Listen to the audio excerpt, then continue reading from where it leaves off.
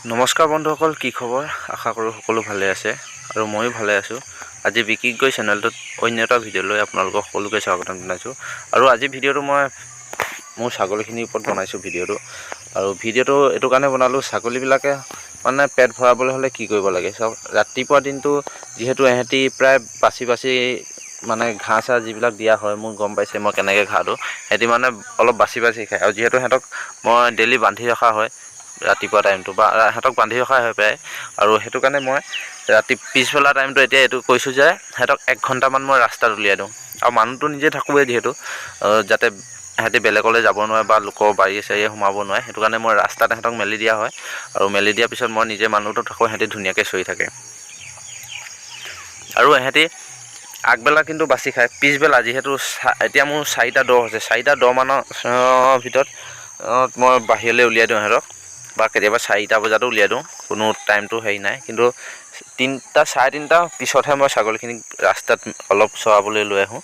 আৰু ছাগলী যিহেতু বেছি নাই, দিনটো লাগি থাকিবলৈ দৰকাৰ নাই সিহঁতৰ লগত, প্ৰায় 1 ঘণ্টা 1.5 ঘণ্টা কিন্তু মই বাহিৰলৈ 1 ঘণ্টা উলিয়াই দিওঁ, বেছি নহয়। আৰু বাহিৰলৈ উলিয়াই দিলে কি হয়, সিহঁতি মানে যি খাদ্য পায়, মানে সিহঁতি ঘাঁহ বন যি পায়, শুকান হ'লেও সিহঁতি খুব ধুনীয়াকৈ খায়। যিহেতু সিহঁতৰ পিছবেলা টাইমটো সিহঁতি গম পায় যে যিহেতু আন্ধাৰ হ'ব হৈছে, আৰু আন্ধাৰ হোৱাৰ আগে আগে সিহঁতৰ পেটটো ভৰাবলগীয়া হয় যিহেতু।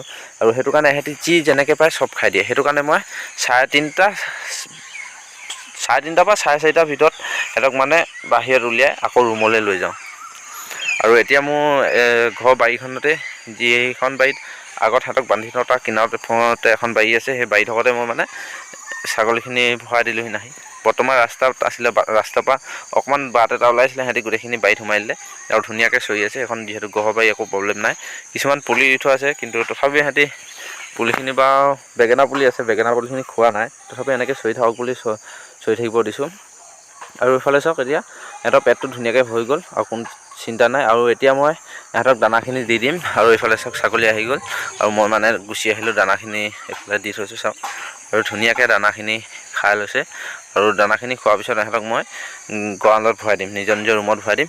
আৰু ছাগলী বেছি নাই, গম পাইছে 10টা ছাগলী আছে। 10টা ছাগলীৰ কাৰণে মোৰ ৰুমটো বহুত ডাঙৰকৈ বনাই থোৱা আছে, যিহেতু পিছলৈ লাগিব, সেইটো কাৰণে আগতীয়াকৈ ৰুমটো ধুনীয়াকৈ বনাই ল'লোঁ।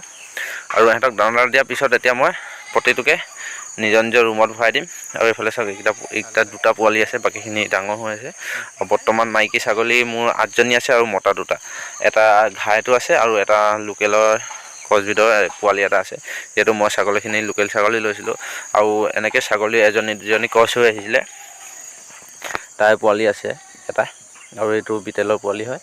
আৰু এইফালে সিহঁতি ধুনীয়াকৈ দানা খাই আছে। আৰু দানাৰ লগত মই দিছোঁ অলপ চাপৰ নাই দিয়া, যিহেতু হেৰি মই মাকৈ গুড়ি অলপ দিছোঁ, আৰু তুঁহ আৰু ভাত কেইটামান দি দিওঁ। মোৰ যিহেতু গাহৰি আছে, গম পাইছে, গাহৰিলৈ ভাত বনোৱা অলপো দি দিওঁ।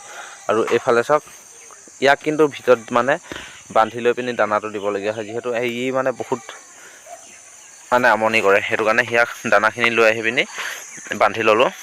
আৰু এইফালে চাওক, এইকেইটা পোৱালিকেইটা খাইছে ধুনীয়াকৈ। কম পৰিমাণে দানাটো দি দিওঁ, ধুনীয়াকৈ হৈ যায়, ইমান সিহঁতৰ লগত লাগি থাকিব দৰকাৰ নাই। আৰু এনেকৈ এতিয়া সিহঁতক গঁৰালত ভৰাই দিয়া হ'ল।